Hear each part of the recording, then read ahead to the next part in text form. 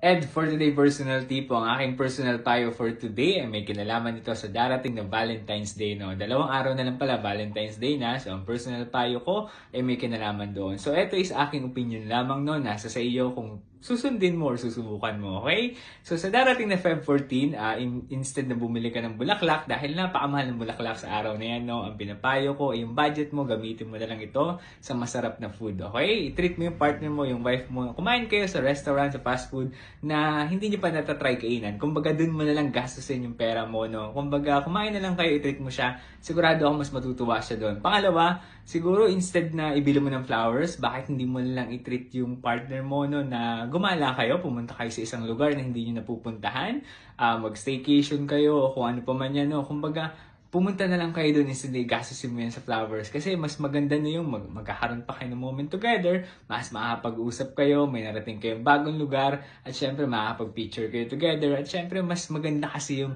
meron pa kayong more time together, no? Kumbaga iba kasi ang dating nun, okay? Pangatlo, syempre kung wala ka namang budget, maging honest tayo sa partner natin, no? Kung ano lang kaya natin, yun lang gastusin natin. Kung sakali makakapangutang tayo, wag naman siguro yung sobrang laki. Dapat yung tipong nahiram natin, ikaya natin bayaran next month. Okay, yan lang yung personal payo ko para sa araw nito. Kung nagustuhan mo, baka pwedeng pakilike and share. Pwede mo na pala i-follow yung TikTok account ko at pwede ka mag-subscribe sa YouTube. Yun lamang.